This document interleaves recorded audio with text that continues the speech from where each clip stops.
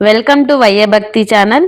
ఈరోజు వీడియోలో ఆంధ్రప్రదేశ్లోని విజయనగరంలో పైడితల్లి అమ్మవారి ఆలయం గురించి తెలుసుకుందాం. ఈ ఆలయం ఉత్తరాంధ్ర ప్రజల ఆరాధ్య దైవమైన పైడిమాంబ లేదా పైడితల్లి అమ్మవారికి చెందిన ప్రసిద్ధమైన క్షేత్రం. ఈ ఆలయం 18వ శతాబ్దానికి చెందినది.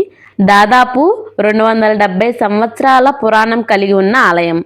పురాణం ప్రకారం ఈమె పెద్ద విజయరామరాజు చెల్లెలు. పసిప్రాయం నుండి ఆధ్యాత్మిక భావనతో దేవి ఉపవాసం చేసేది. అన్న పొరుగు రాజ్యమైన బొబ్బిలిపై యుద్ధం చేయడానికి వెళ్ళడం ఆమెకు కలత పెట్టింది. బుస్సి కుట్రకు లొంగిపోయిన విజయరామరాజు చెల్లెలి యుద్ధ నివారణ ప్రయత్నాన్ని లెక్క చేయలేదు. 1757లో బొబ్బిలిపై యుద్ధం ప్రకటించాడు. వెలమ వీరులు తమ పౌరుష ప్రతాపాన్ని ఫలంగా పెట్టి విజయమో వీర స్వర్గమో అన్నట్లు పోరాడారు.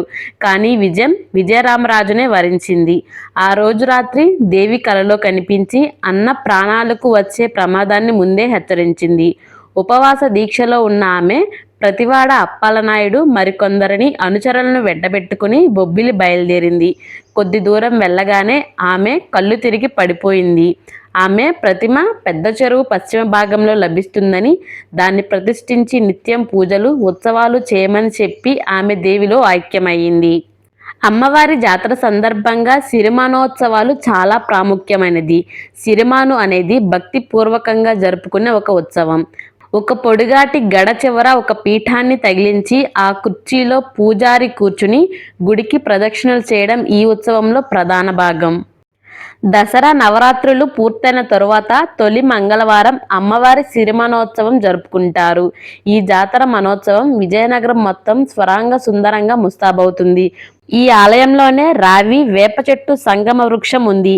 దీని మొదలులో అమ్మవారి సోదరుడిగా భావించే పోతురాజు పూజలందుకుంటూ ఉంటాడు. దీంట్లో అప్పటి నుండి చదుర గుడి వద్దే అమ్మవారి ఉత్సవాలు జరుగుతాయి. పూర్వం ఈ ప్రాంతమంతా అడవి కావడంతో వనం గుడిగా పిలిచారు. ఈ గుడినే అమ్మవారి పుట్టినింటిగా కొలుస్తారు. ఇకపోతే ఊరి మధ్యలో నిర్మించిన చదురు గుడిని మెట్టినింటిగా భావిస్తారు. ఈ ఆలయంలో ఎలాంటి న్యాయబద్ధమైన కోరికలైనా నెల రోజుల్లో తీరతాయని భక్తులందరి నమ్మకం. మీరు కూడా ఒకసారి ఈ ఆలయాన్ని దర్శించుకోండి. సంతానం లేని వాళ్ళు ఈ ఆలయాన్ని దర్శించుకుంటే ఖచ్చితంగా సంతానం కలుగుతుందని నమ్మకం. కోరిన కోరికలు తీరిన తర్వాత అమ్మవారికి 108 ప్రదక్షిణలు చేసి చీర సారె పెట్టడం ఆనవాయితీగా వస్తుంది.